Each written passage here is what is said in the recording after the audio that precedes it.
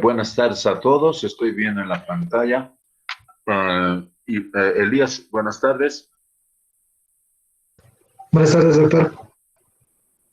Tu audio está un poquito medio. A ver, hola, Sí. hola, Elías. ¿Elías?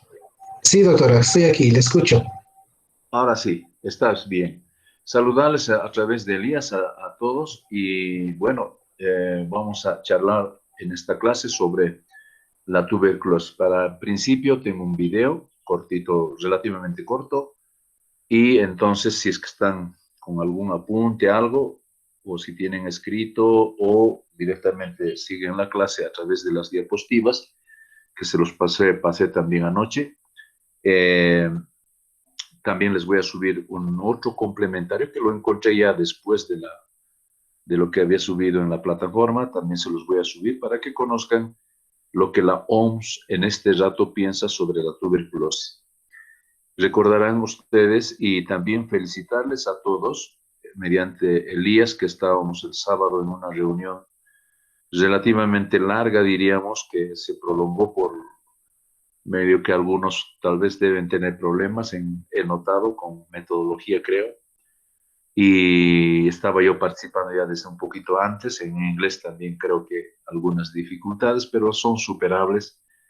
Y gracias por las felicitaciones, Elías, y gracias también a ustedes, que en este camino de seguir aprendiendo, he destacado, eso por si acaso Elías lo sabe, y he destacado en la reunión esta conectividad que lo hacemos, este cumplimiento de horario, y Elías lo ha resaltado bastante, me gustó, la disciplina que tenemos, y para un segundo informe tenemos el segundo parcial, seguramente nos van a convocar.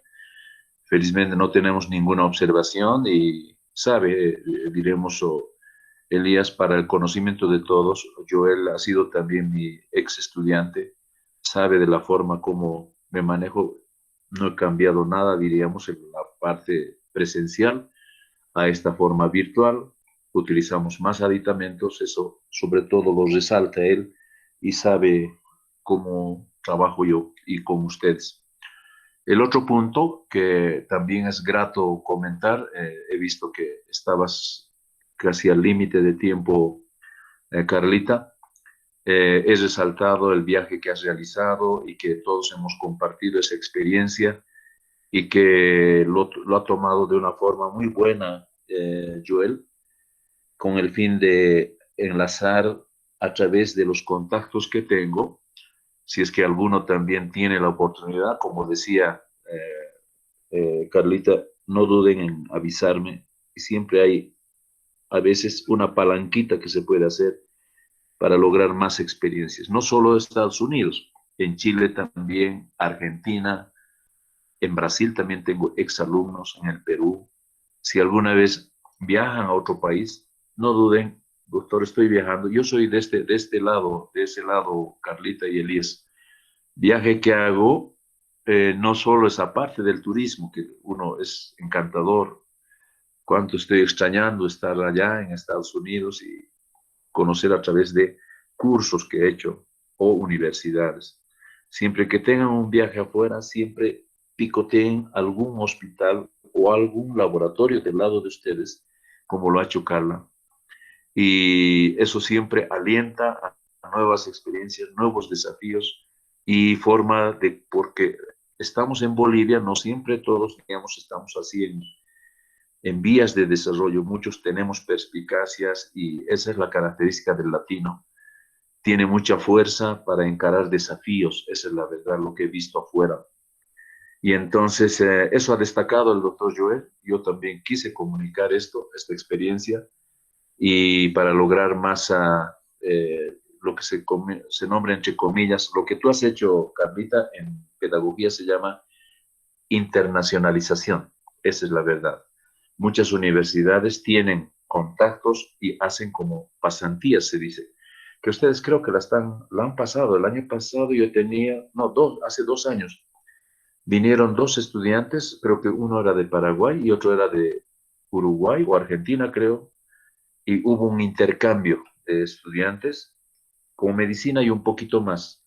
Hay una relación muy próxima con Argentina. Vienen estudiantes, a veces en quinto año o en cuarto año, o internado inclusive, que pueden realizar, a través de gestiones, pueden realizar su internado acá, o al revés. Muchos también pueden hacer internado en otras ciudades que están dentro de convenios. Eso les paso también.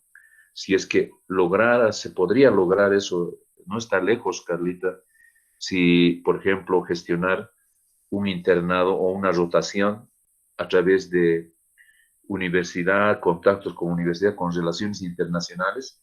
Y esto les comento, miren estos minutitos, les comento porque yo fui becario de este convenio AUGM que se llama Universidades del Grupo de Montevideo, se llama, donde estudiantes y docentes apuntamos, diríamos, y la universidad de la que nos espera nos da alimentación, la universidad de acá nos da pasajes, la de allá,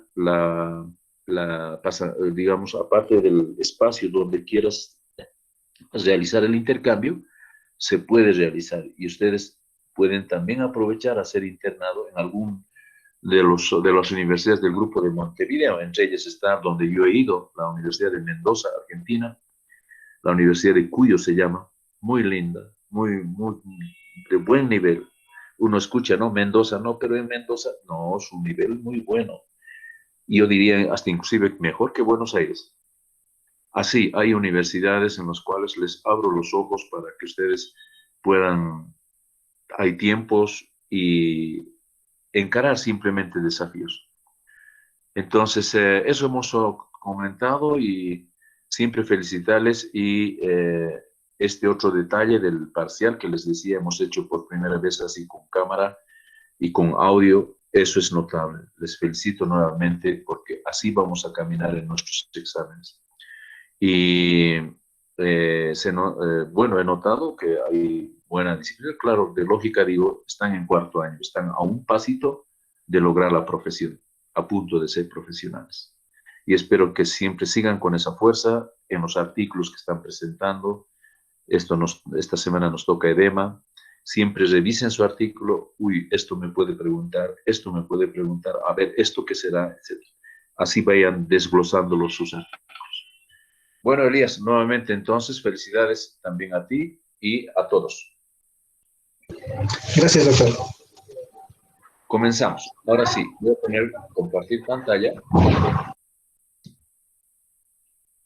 Ahora sí, me vas a ayudar con el sonido. Se escucha bien, doctor, pero ahora sí, ya está compartiendo. Ya. Ahora sí, les pongo primero el video.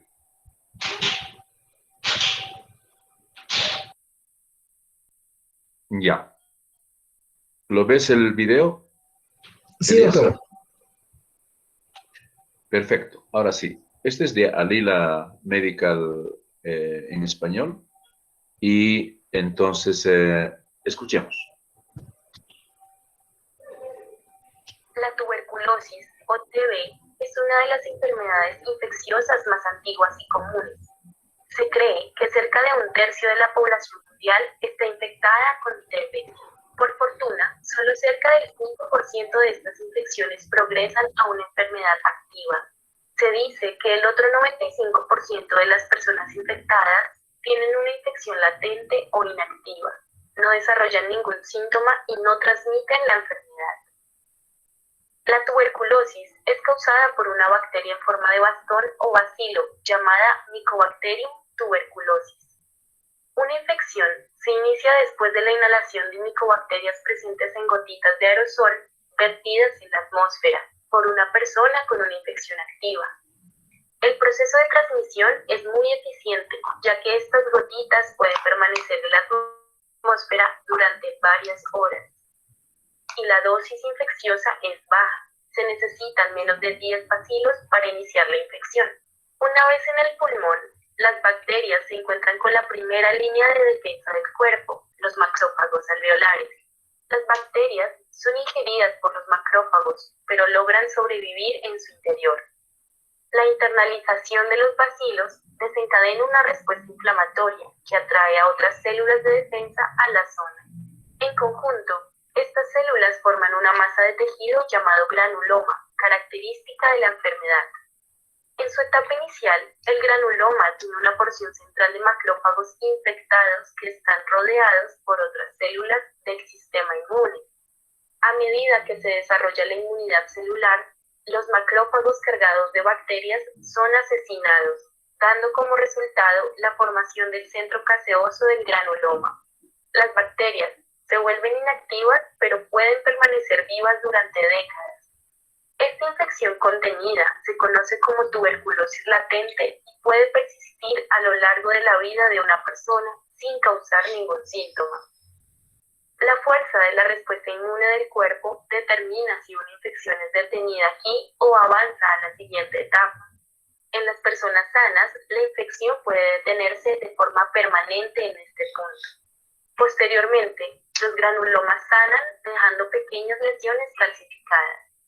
Por otro lado, si el sistema inmune está comprometido por fármacos inmunosupresores, infecciones por VIH, malnutrición, envejecimiento u otros factores, las bacterias pueden reactivarse, replicarse, escapar del granuloma y extenderse hacia otras partes de los pulmones, causando tuberculosis pulmonar activa. Esta reactivación puede ocurrir meses o incluso años después de la infección inicial. En algunos casos, las bacterias pueden propagarse hacia otros órganos del cuerpo a través del sistema linfático o el torrente sanguíneo. Esta forma generalizada de la enfermedad de la TB, llamada TB diseminada o TB miliar, ocurre con mayor frecuencia en los más jóvenes, los más ancianos y en aquellos con infección por VIH. Por lo general, la tuberculosis es tratable con antibióticos. Usualmente se prescriben varios antibióticos durante muchos meses, debido a la lenta tasa de crecimiento de las bacterias. Es muy importante que los pacientes completen el curso del tratamiento para evitar el desarrollo de bacterias farmacoresistentes y la reocurrencia de la enfermedad. Muy bien, han hecho esta introducción, es importante y espero que esos, voy a resaltar en la clase esos medicamentos, cómo es que puede haber esa diseminación del bacilo y ocasiona una tuberculosis generalizada o llamada también TB miliar. Bueno, entonces ahora sí, me imagino, Elías, ¿se ve la diapositiva? Sí, exactamente, doctor. Está compartiendo. Qué bueno, entonces ahora sí, me permiten. Ahora sí, micrófonos, por favor. Ahora sí. Bueno, la tuberculosis, como ahí han escuchado, se simboliza también como TB. Y este bacilo, que me imagino, no sé si lo han hecho a ver Elías o Carlita, me van a ver. Carlita, ¿estás? Buenos días ahí, por ahí, o buenas tardes, perdón. Buenas tardes, doctor. Sí, estoy acá. Qué lindo, Carlita. ¿Has visto han hecho esta coloración que se llama Ciel-Nielsen? Sí, Ciel-Nielsen. Sí, esta es la tinción Ciel-Nielsen que se llama para observar estos bacilos ácido alcohol resistentes en microbiología, así se llama. Sí, hemos hecho. Han debido hacer, seguro, eso es. Sí, hemos hecho, doctor. Qué bueno. Este bacilo es, así como diríamos, ¿no? Un virus también igual que se multiplica a través de las gotitas, como están viendo. Qué bueno, gracias por tu comunicación, Carla, de que esta enfermedad que es la tuberculosis, yo recuerdo inclusive desde la vida de estudiante que he tenido en la universidad. Antes nos hacían unas placas pequeñas así, que se llamaba abreografía.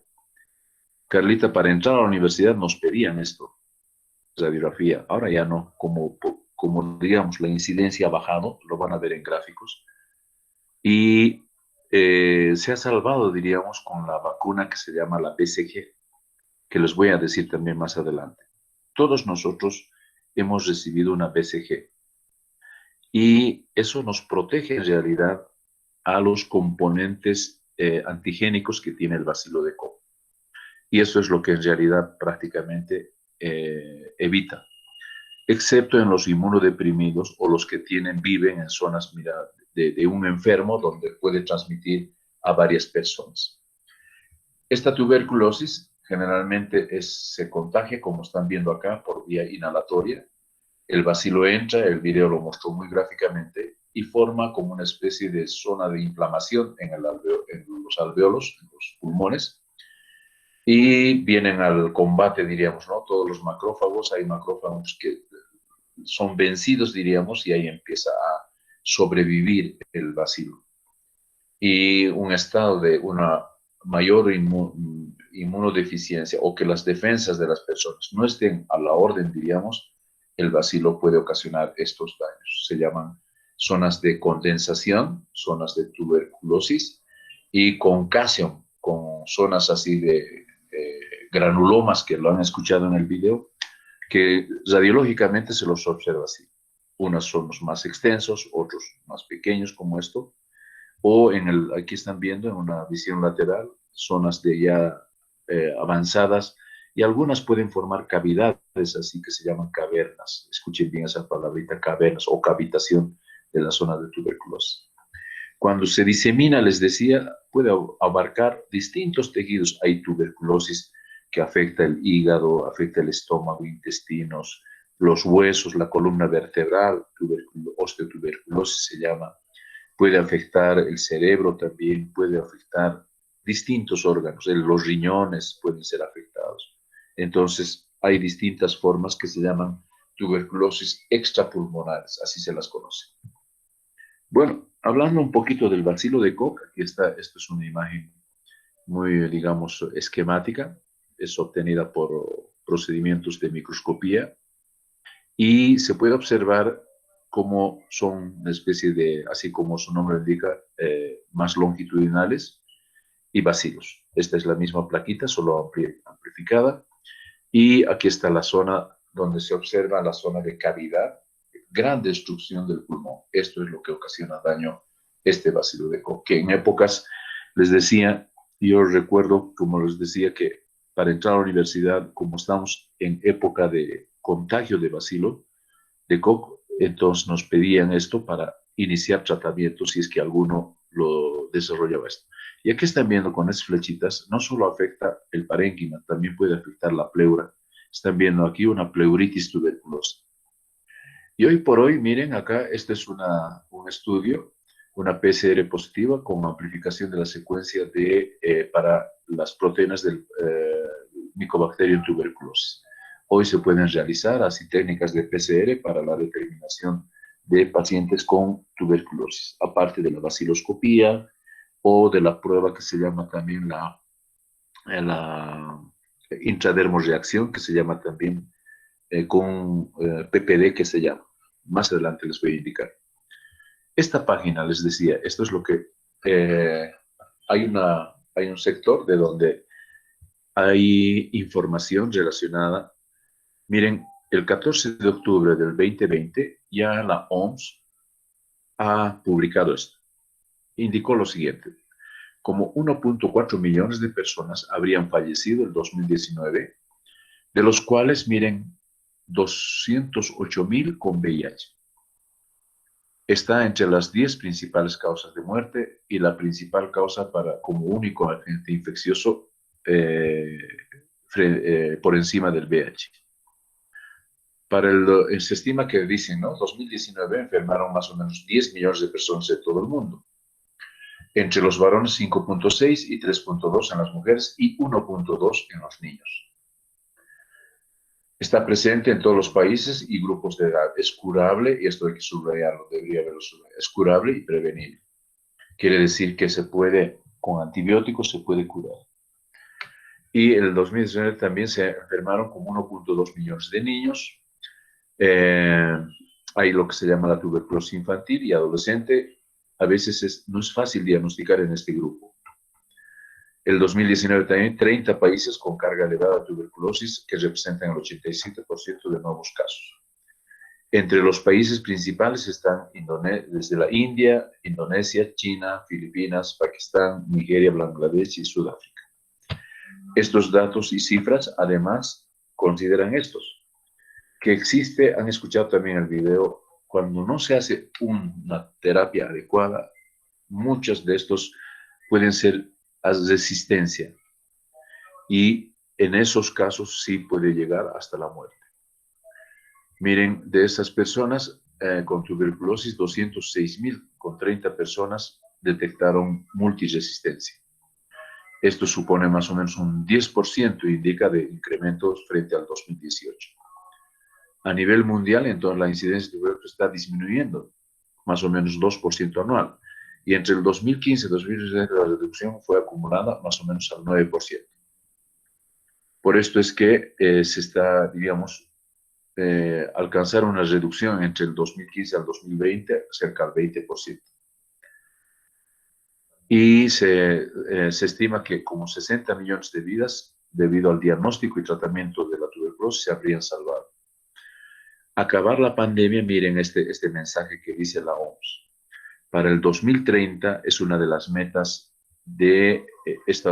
como Objetivos de Desarrollo Sostenible de la Organización Mundial de la Salud. Acabarla con la tuberculosis. Yo recuerdo este mensaje, decían, para el 2000, 0 tuberculosis, y no, sigue habiendo y va a seguir habiendo porque la pobreza, el hacinamiento y ahora que nos ha invadido el VIH y la desnutrición todavía son factores de riesgo que lo vamos a ver más adelante. Este es un datito del 2018, no se ve con la figura, pero es un 2018.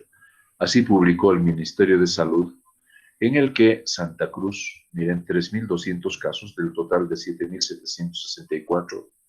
Y después el segundo, La Paz, 1.752. Y después venían los otros, están como Potosí, Tarija y otros menos. Por su menor población también existe tuberculosis. Esta bacteria está, como les decía, se presenta en el aire, se desarrolla especialmente en los pulmones, es muy contagiosa. La bacteria en realidad recibe este nombre, Mycobacterium tuberculosis, porque saben que hay otros micobacterios que están relacionados también con los animales. Esta es la estadística que las actualicé, lo encontré, que está subido en el Ministerio de Salud.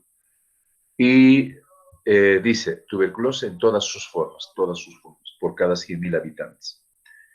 Miren, esta es la incidencia notificada y esta es la incidencia estimada. Hay bastante, digamos, diferencia en dato real y dato estimado. Miren, para el 2018, por ejemplo, 67.68 por cada 100.000 habitantes había de tuberculosis y para el 2019, 65.5 por cada 10.000 habitantes. A eso se refiere la incidencia que ha ido disminuyendo, evidentemente, pero no desapareció. Y miren de cuántos años, del 2000 al 2019, diríamos, casi 20 años, cuánto hemos bajado. Si se fijan, de 116.6 a 65. Diríamos un poco casi cerca a la mitad, pero todavía sigue habiendo tuberculosis. Ese cuadrito quería mostrarles. Y también en esta misma publicación tenemos la incidencia, esta de Santa Cruz, le sigue ahora el Beni con 77.4, después Cochabamba 53, después La Paz, Tarija y Pando. Entonces son, miren, estadísticas más del promedio de Bolivia, 65.5. Y los menos, por su menor población también, Oruro, Potosí y Chuquisaca. Es un cuadrito que hay que tenerlo en cuenta. En otra publicación que la encontré también, esto es del 2017, para tener como una especie de referencia, de los países de Latinoamérica. Miren, Brasil, Perú, México. Los primeros, 32%, 13%, 10%, más o menos, como esto dijéramos, como más del 50% en estos 3 países. Y luego los otros, miren, Bolivia, estamos con el 4%, y Estados Unidos, 4%, también hay tuberculosis en los Estados Unidos. ¿De quiénes? De los que migran y de especialmente la raza negra y latinos que están viviendo en Estados Unidos pueden llevar y activarse allá por distintas situaciones. Es la publicación de la OPS, la Organización Panamericana de la Salud. Miren esta gráfica y espero que no se olviden. ¿Qué deben recordar? El bacilo de Koch, como se llama así, porque Robert Koch fue el quien descubrió el micobacterio. Y en honor a él es que se llama así bacilo de Koch. Y se conmemora el 24 de marzo como el evento en el cual, diríamos, la Organización Mundial de la Salud es el natalicio de este investigador. Y entonces, en homenaje a él, es que cada 24 de marzo de cada año se celebra el Día Mundial de la Tuberculosis. Este investigador nació en Alemania y en 1905 tuvo el Premio Nobel de Fisiología y Medicina porque justamente fue considerado como el fundador de la bacteriología. Entonces, es importante tener en cuenta ese nombrecito. Este bacilo, miren esta imagen, es una imagen bastante llamativa. Es una bacteria intracelular aeróbica estricta. Tiene la forma de un bastoncillo, mide 0,5 por 0,3 micrómetros. Resiste a la decoloración del alcohol, por eso se dice bacilo ácido alcohol resistente. Y en 1882 fue quien identificó Robert Koch. Se observa, ahí está en el esputo que se toma como muestra, y esta es la distribución de Ciel-Nielsen. Es la que se utiliza para identificar este bacilo, realizar las baciloscopías. En su pared celular, esta es la estructura de la pared celular. Después de la membrana tiene esta capita que es la capita de peptidoglicanos, lo van a ver, ahí está la capita de peptidoglicanos. Después tiene la capa esta, la sigla que le sigue, arabinogalactanos. Después tienen esta otra de lipoarabinomannanos. Después proteínas asociadas, van a encontrar por acá. Ácidos micólicos, estamos viendo acá, ácidos micólicos. Y otros glucolípidos. Toda esta es la estructura de la pared celular de esta micobacteria. Su genoma. Miren aquí, esta es la expresión de la multitud de genes que tiene en su genoma. Y lo tengo acá. La cepa mejor diferenciada es esta, la H37RB, y en 1998 ha sido publicada su secuencia genética. El tamaño del genoma es más o menos como 4 millones de pares de bases y contiene más o menos 3.959 genes. El 2013 se describió, aparte del genoma, que también hay micobacterios sensibles a antibióticos, multiresistentes y ultrarresistentes, que están catalogados en su genoma. Esas regiones intergénicas asociadas a la resistencia de fármacos son importantes ahora para su estudio y para seguir combatiendo esta tuberculosis. Esas regiones intergénicas, entonces, actualmente son zonas de estudio. En las formas clínicas, estas tres son las formas clásicas de la tuberculosis. La primera, la pulmonar, la que apenas cuando escuchamos tuberculosis, directamente pulmones, pero no solo es así. Se desarrolla primero como una forma de neumonía tuberculosa y de pleuritis tuberculosa. Les decía, en una placa que les mostraba había una imagen de pleuritis.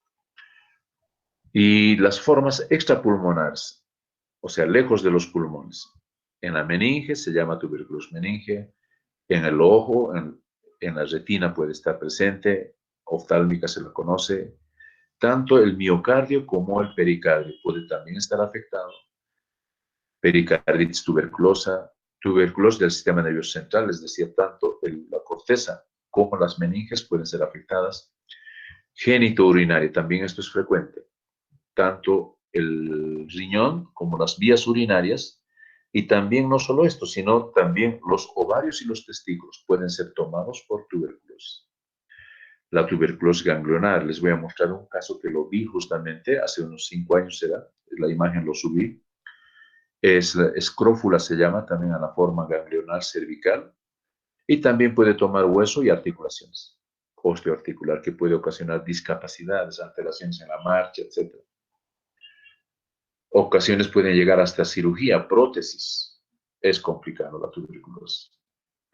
La diseminada, como decíamos, esta palabrita, tuberculosis miliar, es la forma en la cual se disemina por vía hematógena a todos los tejidos.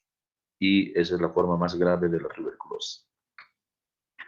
Vamos a algunas otras consideraciones en relación a la tuberculosis. Les decía, la forma clásica de simbolizar es TB, pero también algunos de pronto van a ver TBC. Entonces, comúnmente también, antiguamente se la conocía como tisis. Y recuerdo todavía, miren cómo es, si se ubican en el hospital, a ver, Elías, en el hospital de clínicas, hacia frente de nuestro edificio de la facultad, pasando por emergencias, pasan al gastro y hacia el fondo, donde estaban las canchitas, recuerdo. Ahí era el servicio de tisiología, se llamaba. Y la materia que hacíamos nosotros como parte de neumología, en vez de llamar neumología, se llamaba tisiología. Todo lo relacionado a la tuberculosis. Hoy ese pabellón ahora simplemente es administrativo, creo que se ha utilizado como depósito. Yo recuerdo, ahí hacíamos prácticas y veíamos pacientes con hemoptisis, tos crónicas, terrible, y una mortalidad terrible. Yo recuerdo eso. Y como yo decía, nosotros caminábamos, a veces entrábamos, bueno, siempre utilizando barbijo para protegernos, pero a veces había estudiantes que se olvidaban llevar y decía, pucha, el bacilo puede atacarte y listo, tuberculosis. ¿Qué es lo que nos defendía? Nuestro sistema de alimentación, defensas, etc. Y teníamos que trabajar con esos pacientes, haciendo sus historias clínicas, y el docente, claro, mostrándonos placas, nos decía, a ver, diagnóstico, etc. Esta especie de tuberculosis, la clásica, es el Mycobacterium, que es conocido como bacilo de Koch. Sin embargo, no hay que olvidarse que hay estas otras especies. Por ejemplo, en el ganado bovino está el Mycobacterium bovis, hay el Mycobacterium africanum, Mycobacterium caneti, el Mycobacterium microti, que son otros que pueden también ocasionar tuberculosis. Después, el pulmón es el principalmente afectado, pero también hay formas extrapulmonares que ya lo hemos indicado. Entre los signos y síntomas, especialmente es tos y expectoración, se dice también tos productiva. Por más de 15 días, que se asocia con esputo hemoptoico, ahí está, hemoptisis, fiebre, sudoración nocturna, mareos momentáneos, escalofríos y pérdida de peso. Son manifestaciones clásicas de una tuberculosis. Si la infección afecta a otros órganos, ya se presentan como otros problemas. Digestivos, por ejemplo, puede haber dolor abdominal, dificultades a la absorción, a veces diarrea o a veces estreñimiento, es variable. Por lo general hay personas que tienen contacto cercano y entonces con pacientes que están enfermos de tuberculosis y de ahí se lleva la tuberculosis. La MDR se llama también multidrogoresistencia. Las bacterias pueden son resistentes en pacientes en los cuales cumplen no adecuadamente su tratamiento y se vuelven resistentes. La vacunación, miren, ahí está, la vacuna que recibimos se llama BCG, cuyas iniciales vienen de Bacillus, de Calmette y Guerin. Esto es en francés. Este derivado, diríamos, del bacilo de Koch, un derivado purificado, se inyecta en una cantidad de 0,1 mililitro por vía intradérmica al momento de nacer. Entonces, es esta la cicatriz que tenemos nosotros. Si se fijan, en el bracito tenemos esa cicatriz. Esa es la vacuna que hemos recibido. Se entiende por tuberculosis primaria para distinguir de la secundaria. La primaria es la que aparece como primer foco inicial en una persona. Por eso el término tuberculosis primaria. Se presenta con fiebre, diaforesis, ahí está la palabra que significa sudoración excesiva también, o también que en alguno, y les digo esto creo que ya les aclaré en el parcial del viernes, en una práctica, muchos respondieron con hiperhidrosis, que también es un sinónimo. Entonces, ahí tuvieron la pregunta correcta. Se acompaña con pérdida de peso, tos productiva, con expectoración hemoptóica. pueden pasar inadvertidas algunas lesiones y solo se aprecia en las imágenes de tórax. Miren este niñito típico, un desnutrido y que seguramente está incubando una tuberculosis. A veces en la placa radiográfica, lo vamos a ver más adelante, simplemente con un pequeño nódulo conocido como lesión de Gone o complejo de Gone en la radiografía. Lo vamos a ver enseguida. Les decía que la tuberculosis se transmite por el aire. Cuando un enfermo está con tuberculosis, expectora y estas gotitas de flujo que se llaman, puede llegar, inclusive a veces en distancias, a veces se dice hasta 6 metros el bacilo de Koch puede estar. En el virus del coronavirus, sabemos que hasta 2 metros puede este virus, como es, digamos, de estructura más sencilla, diríamos que el bacilo puede mantenerse más en suspensión. Por vía inhalatoria, entonces, o también la otra vía es a través de comida contaminada con bacilos tuberculosos. Se conocía que un tiempo, por ejemplo, yo recuerdo en mi historia de la tuberculosis, y desde que la leche también era un vehículo de contagio, del Mycobacterium bovis especialmente. Pero desde que se ha pasteurizado, no sé si conocen, deben conocer esto. ¿Qué significa la pasteurización?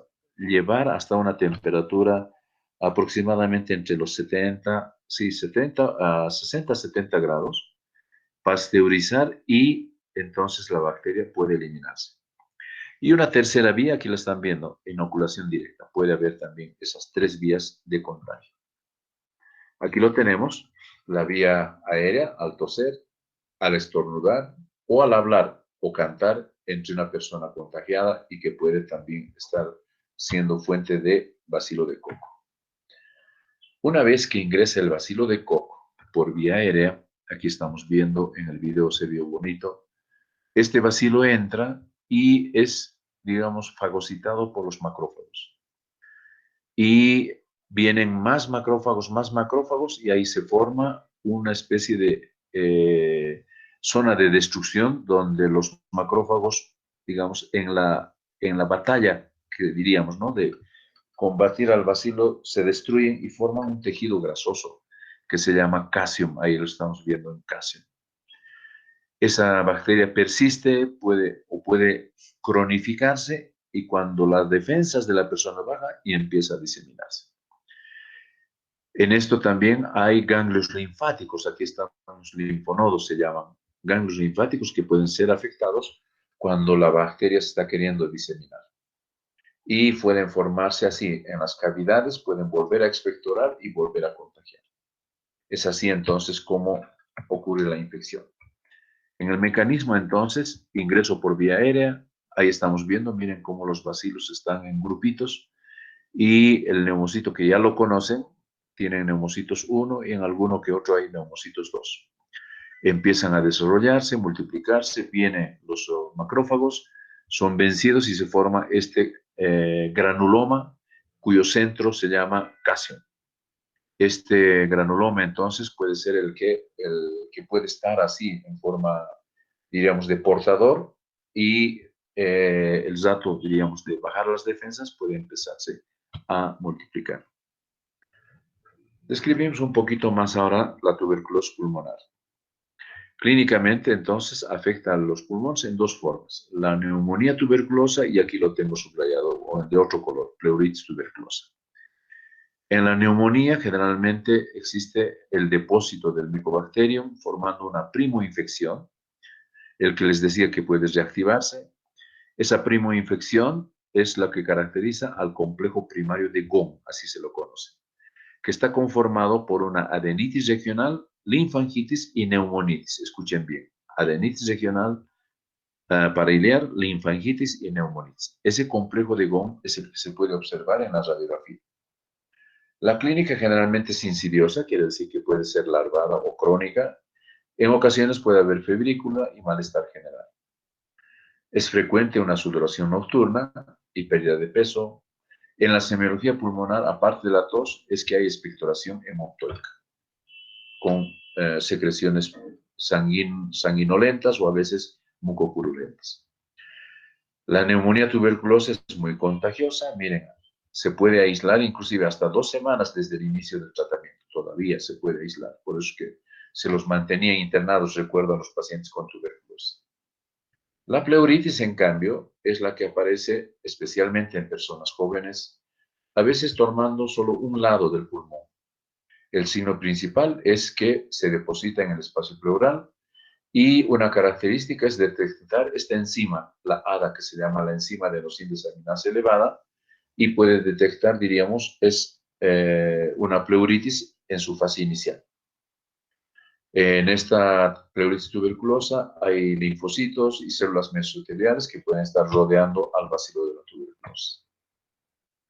Las extrapulmonares, y aquí lo tienen ya casi el desglose de cada uno de ellos.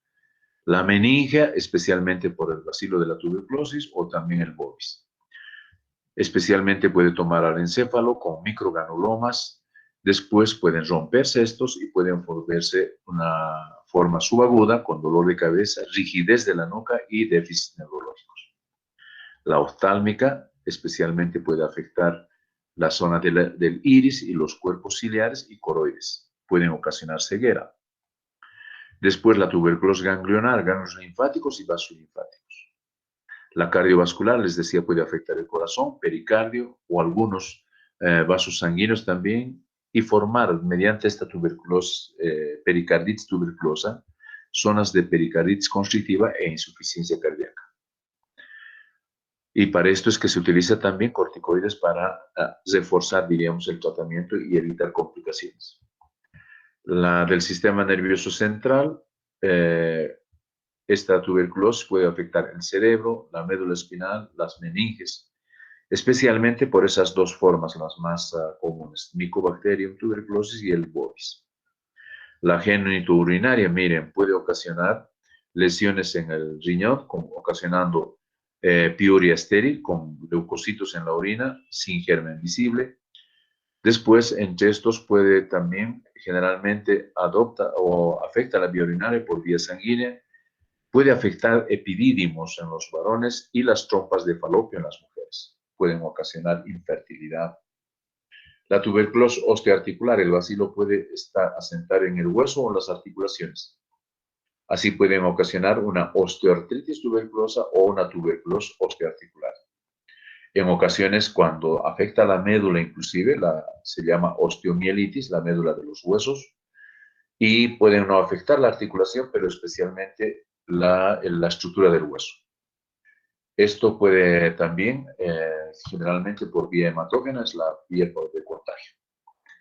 Esto es lo que quería mostrarles, está con su histopatología, en la imagen un poco más, digamos, más agrandada acá, con más zoom. Y esta es la imagen que les decía de la escrófula, que se llama, esta palabrita, escrófula. Significa que los ganglios de la parte cervical son tomados y puede hacerse ecografía, así como esto, miren, varios ganglios tomados. A la biopsia sale esto, sale ganglios con calcio. Y eso significa diagnóstico de tuberculosis por el patólogo. Familiar, como les había indicado, es la diseminación hematógena del bacilo, especialmente frecuente en ancianos y en VIH. Aquí lo tenemos, miren cómo no solo el pulmón, sino afecta también otros tejidos. Su inicio generalmente es agudo e insidioso, generalmente se acompaña con fiebre, escalofríos, pérdida de peso, les decía. Y para esto también hay que, digamos, para llegar al diagnóstico fino, hacer cultivos tanto en esputo, orina, jugo gástrico, inclusive cultivos de la médula ósea.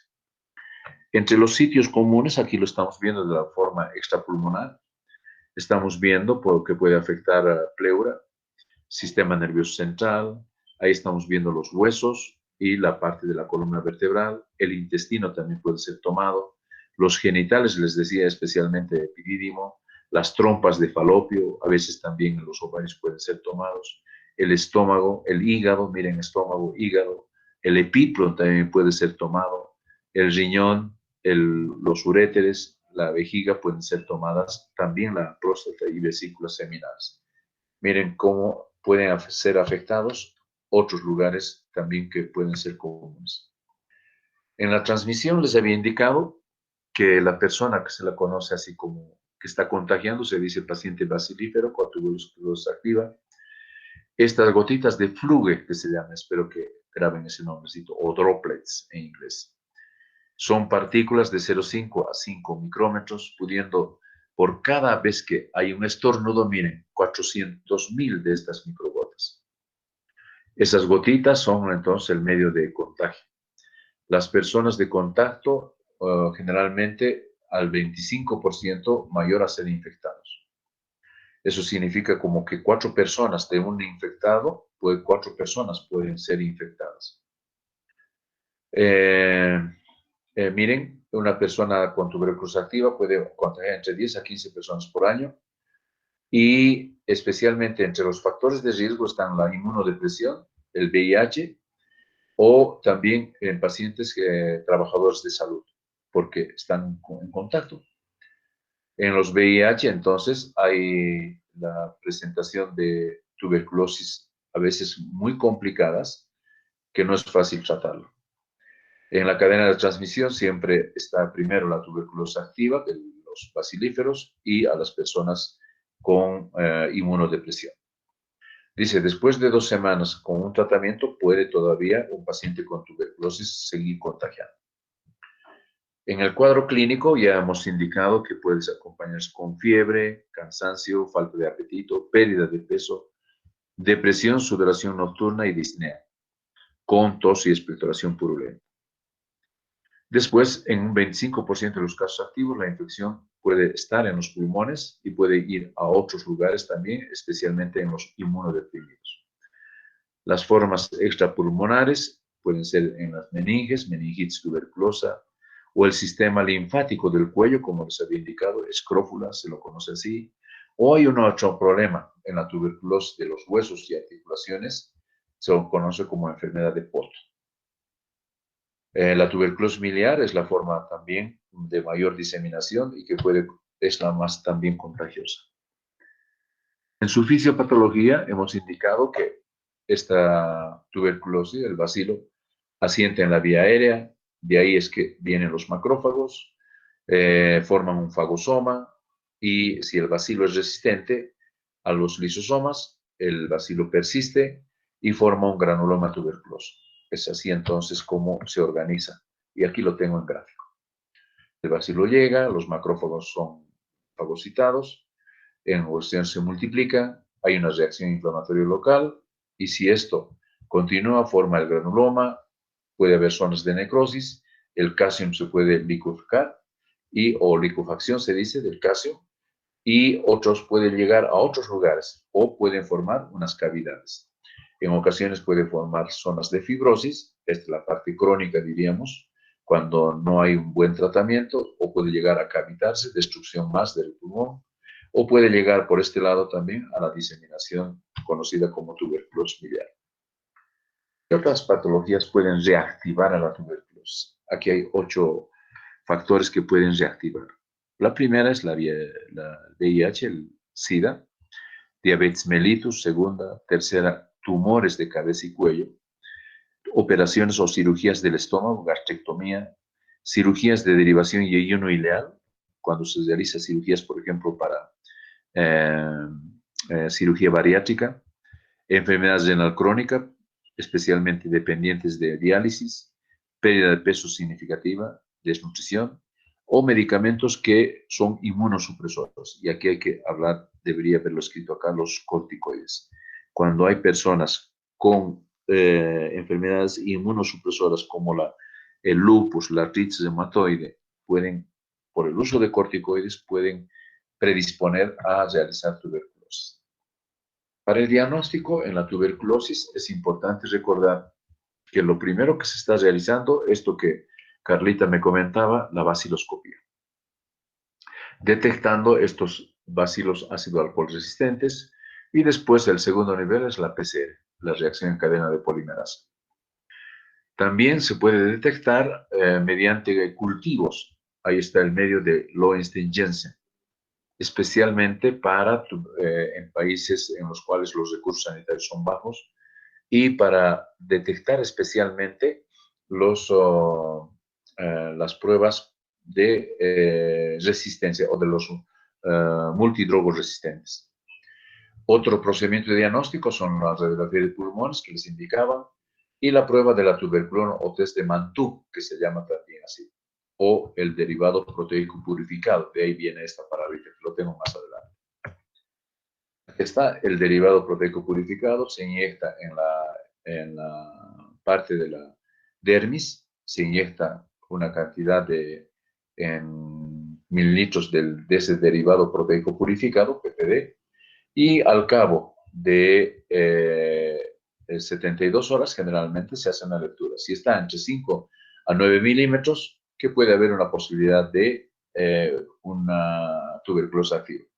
Pero ya desde 10 a 14 milímetros significa que la persona ha hecho contacto. Y una reacción, diríamos, con más de 15 milímetros, esto significa que hay una tuberculosis activa. Otra prueba que se hace es la prueba de Combe, que se llama. En realidad esto es más epidemiológico, pasando desde la clase 0 hasta llegar a la clase 5. ¿Qué es la clase 0? Individuos no infectados y no expuestos a la infección. La clase 1 es aquellos individuos que han entrado en contacto con tuberculosis positiva pero dan PPD negativo. Después, la clase 2, cuando hay infección tuberculosa, sin enfermedad evidente, el bacilo se detecta, digamos, el bacilo BAR, diríamos, o bacilo ácido alcohol resistente, es negativo, pero el PPD positivo. Requieren vigilancia estricta. La clase 3, miren, tuberculosis activa, pulmonar y extrapulmonar. En el cultivo, el Mycobacterium es positivo, aunque la baciloscopía no siempre puede ser positiva. Y la muestra de evidencias radiográficas sí da lugar. La clase 4, la tuberculosis sin enfermedad activa, pero con secuelas. Puede ser datos radiográficos, PPD positivos, cultivo negativo. Se debe investigar fecha de diagnóstico y tratamiento previo. Y la clase 5 consiste en la sospecha de tuberculosis, el diagnóstico debe ser confirmado antes de 3 meses y ser reclasificado. Entonces, así se lo conoce también como la prueba de Combe. Para catalogar los parámetros para el diagnóstico, comenzamos desde aquí, desde la determinación siempre bacteriológica de la tuberculosis, el estudio anatomopatológico, si es que se realiza el estudio del granuloma, se asigna 7 puntos acá, 4 puntos acá. En la rayos X encontrada, que es sugestivo de tuberculosis, 2 puntos. En la reacción de la tuberculona, más de 10 milímetros, se pone 3 puntos de la tuberculina. En la fase clínica sintomatológica, sugestiva de tuberculosis, 2 puntos. Y en los epidemiológicos, si es que hay datos de Combe positivo, 2 puntos. Y miren, 2 puntos, no existe tuberculosis, cualquiera de estos. 2 a 4 puntos, posible tuberculosis. 5 a 6 puntos, probable tuberculosis. Y más de 7 puntos, diagnóstico seguro de tuberculosis. Bonito cuadro para catalogar cómo es que nos ayudaríamos para diagnosticar tuberculosis. Otro procedimiento que es importante también que lo tengan en cuenta es la baciloscopía. Y aquí les he extraído esto. Negativo, obviamente, cuando no se encuentra el bacilo ácido alcohol resistente en 100 campos. Positivo, o una cruz se dice, cuando al menos un bacilo ácido alcohol resistente promedio por campo en 100 campos observados. 2 cruces cuando hasta 10 bacilos promedio por campo en 50 campos observados, o sea, muy poblado de bacilos. Más de 10 bacilos por campo en 20 campos observados. Entonces, quiere decir una cruz, 2 cruces, 3 cruces, de acuerdo a la gravedad de cuánto está presente el bacilo en la baciloscopía. Otros medios de diagnóstico, les decía, esta es la prueba de Mantoux, es así como se realiza en la subdermis, se inyecta este derivado proteico purificado. Ahí lo tenemos, derivado proteico purificado.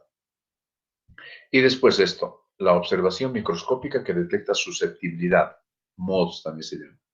Este es un método recientemente desarrollado con una sensibilidad y especificidad muy elevadas y que permiten inclusive evaluar la resistencia de antibióticos de primera línea como la isoniazida y la rifampicina. Entonces, esta prueba microscópica también es importante que lo tengan en cuenta. Para el tratamiento de la tuberculosis se utilizan varios medicamentos. Los primeros que fueron descritos, miren, en 1994, 44. La streptomicina. Este es un medicamento que todavía se lo sigue manejando, pero escuchen bien. Creo que en alguna de las prácticas sí les pregunté, ¿por qué la streptomicina por vía oral? Escuchen bien, esto es por vía intramuscular. Por vía oral se utiliza para eliminar la flora microbiana en casos de cirrosis, donde uno quiere eliminar la flora microbiana que produce nitrógeno y que puede complicar la encefalopatía hepática. Pero acá, la streptomicina es por vía intramuscular. Recuerden, todavía se está utilizando la streptomicina. El otro, esto que hasta en el nombre, yo recuerdo cuando nos enseñaban en clases, el ácido paraaminosalicílico, que eso lo simboliza como paz. Y justamente este medicamento ya no se lo utiliza porque en su efectividad no ha mostrado, diríamos, mayor efectividad. Hubo un tiempo, pero paz ya pasó, nos decía, pasó. En 1950 también se realizó ensayos clínicos biasociados, también tuvo su tiempo. Y después el 52 entró, miren qué tiempo se maneja. INH se llama, o isoniazida.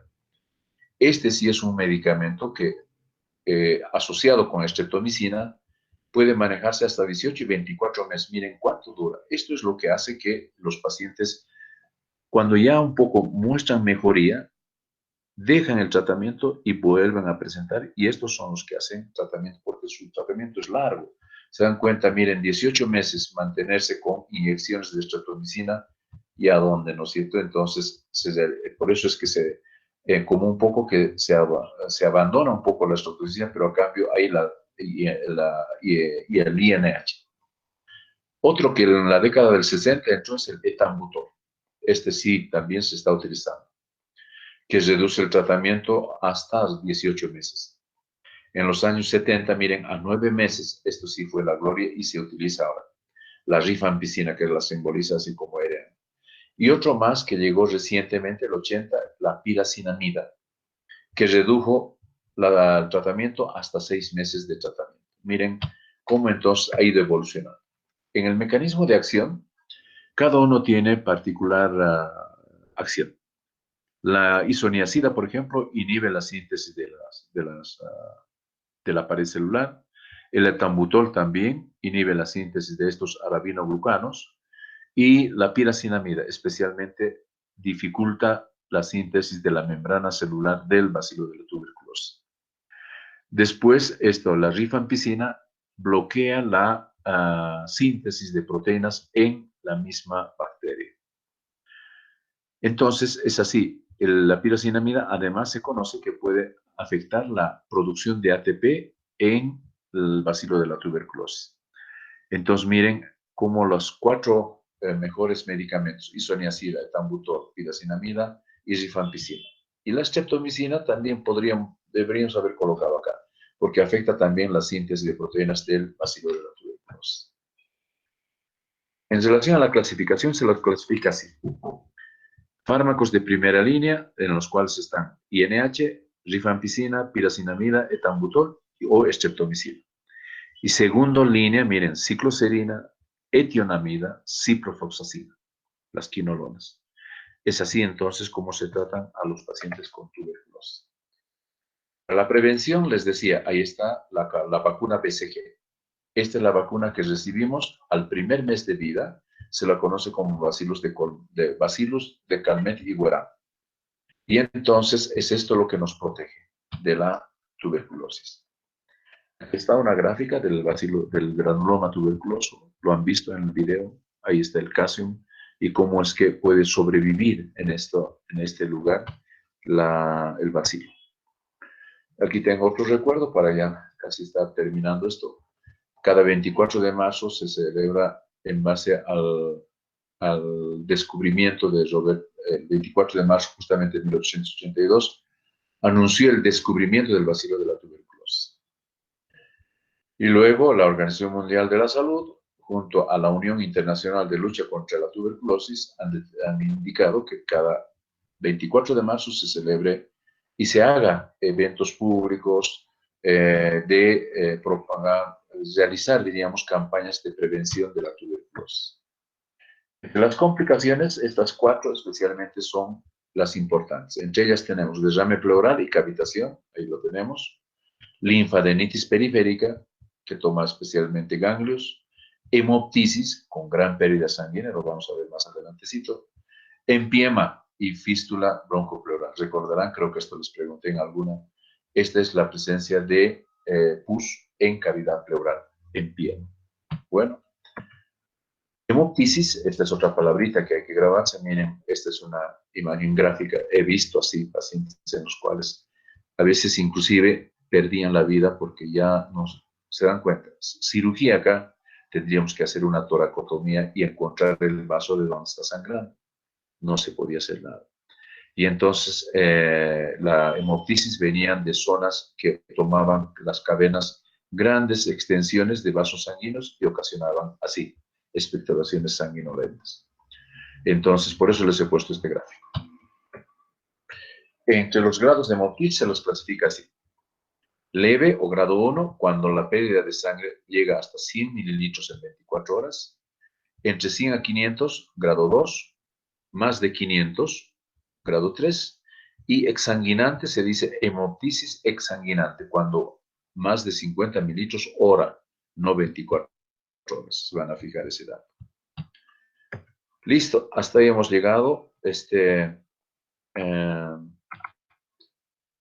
En este tema de tuberculosis y prepararnos para esta tarde. Les voy a subir ya un ratito más el link. Recordarles, Elías, que defendemos el trabajo, vamos de la Z a la A. Estén siempre atentos en el WhatsApp. Ahí les voy subiendo para cada subgrupo. Comenzaremos con el L4, L3, L2 y L1. Listo, Elías. Ahí terminamos. Un gusto saludarles. Hasta luego. Gracias, doctor. Chao, chicos. Perfecto, doctor. Hasta luego, doctor. Gracias, doctor. Hasta luego. Gracias. Chao, chao.